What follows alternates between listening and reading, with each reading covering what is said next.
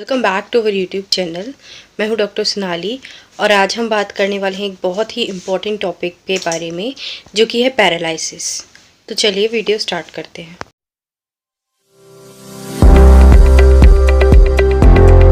तो पैरालिसिस एक ऐसी कंडीशन है जिसके सबसे ज़्यादा जो अटैक्स होते हैं ना वो अभी ही देखे जाते हैं, यानी कि ठंड के टाइम पे ही। भी आपने सुना होगा कि इनको पैरालिसिस हो गया, उनको पैरालिसिस हो गया। तो एक्चुअल में पैरालिसिस होता कैसे है ये जान लेते हैं। मोस्टली जो केसेस होते हैं ज़्यादातर उनमें क्या होता है कि जो पेशेंट रहता है उनकी पहले से मेडिकेशंस हो सकता है चल रही हो या हो सकता है कि नहीं चल रही हो, उन्हें पता भी ना हो, और उनका जो ब्लड प्रेशर था वो हमेशा इंक्रीज़ होता था, यानी कि हाई ब्लड प्रेशर की प्रॉब्लम थी उन्हें।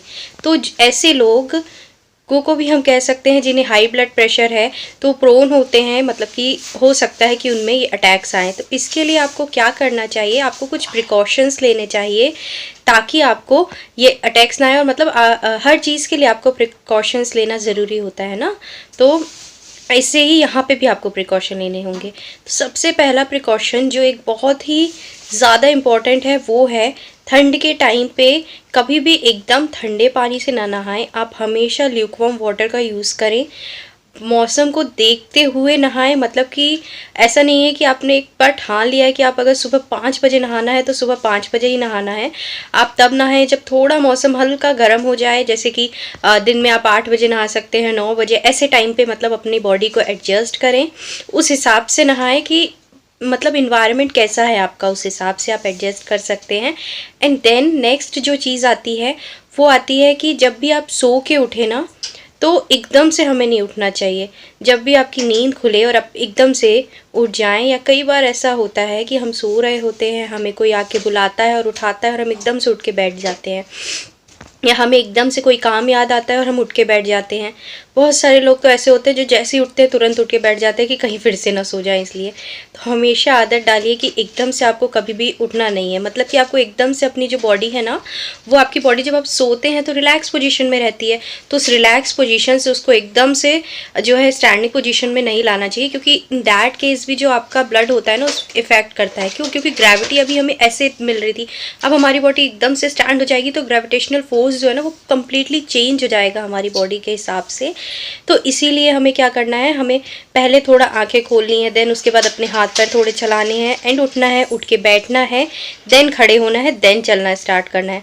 कई बार आपने देखा होगा कि आपने सुना होगा कि कैसे अटैक आया, पूछेंगे आप क्या हुआ तो बोलेंगे कुछ नहीं, बस सो के उठे और चलने की कोशिश की और गिर गए। तो ये वहीं पे होता है जहाँ पे सडनली लोग उठते हैं और उसके बाद चलने की कोशिश करते हैं। तो इसके लिए आपको ये 2 प्रिकॉशंस जो हैं उन्हें ध्यान रखना है। प्लस एक थर्ड प्रिकॉशन और ऐड करती हूँ मैं, अगर आपका बीपी बढ़ता है तो कभी भी अपनी बीपी की जो आपकी मेडिसिन चलती हैं उसको आप स्किप मत कीजिए। हमेशा टाइम पे मेडिसिन लीजिए, आप जिस टाइम पे भी लेते हैं उसे लीजिए। अगर आपने स्किप कर दिया और आपको अभी याद आ रहा है तो आप उसे ले लीजिए, और किसी के भी बोलने से या किसी की भी सलाह से आप उस मेडिसिन को बंद नहीं करेंगे जब तक कि आपके खुद के डॉक्टर्स नहीं कहेंगे। हम सभी जानते हैं कि ये जो डिजीज़ होती हैं, जो प्रॉब्लम्स होती है, इसकी अगर एक बार मेडिसिन स्टार्ट हुई तो वो कभी बंद नहीं होती है, तो ऑफकोर्स आपको लेनी पड़ेगी। हाँ, उसके डोजेस कम हो सकते हैं अगर आप चाहें, और कम्प्लीटली क्योर भी हो सकता है अगर आप रेगुलरली किसी अच्छे होम्योपैथ के साथ जुड़ के उनसे कंसल्ट करके उनके दी हुई हिसाब से मेडिसिन लेते हैं। तो इन दैट केस आपकी जो मेडिसिन है ना वो बंद भी हो जाएंगी आपके ब्लड प्रेशर की। तो अब बात कर लेते हैं उन होम्योपैथिक मेडिसिन की जो कि हेल्प करती है हमें जब हम उस टाइम पे देते हैं जब किसी को पैरालिसिस होता है, तो उसके लिए। तो सबसे पहली जो मेडिसिन है वो है कॉस्टिकम। जब भी आप देखेंगे कि किसी एक बॉडी जो पार्ट है वहाँ पे पैरालिसिस हुआ है, तो आप क्या करेंगे, वहाँ पे हम कॉस्टिकम यूज़ करते हैं। एंड देन नेक्स्ट जो मेडिसिन है वो है प्लम्बम मेट। ओल्ड एज में ज़्यादातर पैरालिसिस जो देखा जाता है ना, वहाँ पे प्लम्बम मेट बहुत अच्छी मेडिसिन होती है। इसके अलावा ईचिंग वगैरह, किसी को अगर खुजली वगैरह हुई है तो उसके बाद एक और अच्छी मेडिसिन होती है। पैरालिसिस अगर हो रहा है किसी को, मतलब कि आप देखेंगे कि हिस्ट्री में आपको जो है ना ईचिंग मिली थी या स्किन एरप्शंस वगैरह मिले थे, एंड उसके कुछ दिन बाद पैरालिसिस देखने को मिलेगा, तो वहाँ पे आप जिंकम मैट का यूज़ करेंगे। देन नेक्स्ट मेडिसिन जो है वो है क्यूप्रम मैट। क्यूप्रम मैट जो होगा ना एकदम डिस्टॉर्टेड टाइप का आपको फेस लगेगा, समझ ही नहीं आएगा कि फेशियल एक्सप्रेशंस कैसे हैं, वहाँ पे हम क्यूप्रम मैट यूज़ करते हैं। एंड ये बहुत ही अच्छी मेडिसिन है, ये जो हमने बताई ये सारी मेडिसिन यूज़ होती हैं। एंड देन इसके बाद एक मेडिसिन जो आप खुद से ले सकते हैं और अपने आसपास भी सबको दे सकते हैं। इनकी जो भी मैंने मेडिसिन बताई हैं, किसी को भी देने के पहले आप जो है किसी अच्छे होम्योपैथ से जाके कंसर्न कर लें, उन्हें पूरे सिम्टम्स बताइए एंड देन उसके बाद आप मेडिसिन लीजिएगा। बट एक मेडिसिन है जो आप खुद से ले सकते हैं, वो है थूजा। थूजा भी बहुत अच्छा असर करती है नर्व्स में, और ये मेडिसिन जो है स्पेशली उन केसेस में अच्छा असर करेगी जहाँ पे आपने देखा होगा कि वैक्सीनेशन हुआ और उसके बाद उन्हें प्रॉब्लम स्टार्ट हुई है। तो वैक्सीनेशन के बाद जिसे हम कहते हैं GBS कहते हैं, उस जो केसेस होंगे ना, इन दैट केसेस आप वहाँ पे थूजा ले सकते हैं। इसके अलावा जब भी अगर आप बचना चाहते हैं कि आपको GBS की कोई भी प्रॉब्लम ना हो या आपने वैक्सीन लगवाया है, तो जब भी आप वैक्सीनेशन लेंगे तो उसके बाद आप थूजा ले सकते हैं। तो आपको 4 ग्लोब्यूल्स लेना है, मतलब ग्लोब्यूल्स में लीजिएगा थूजा 200, इसके ग्लोब्यूल्स बनवा लीजिए। और जो ग्लोब्यूल्स होंगे उसमें आपको सुबह दोपहर 4 बार, मतलब दिन में 3 बार 4 ग्लोब्यूल्स लेने हैं आपको।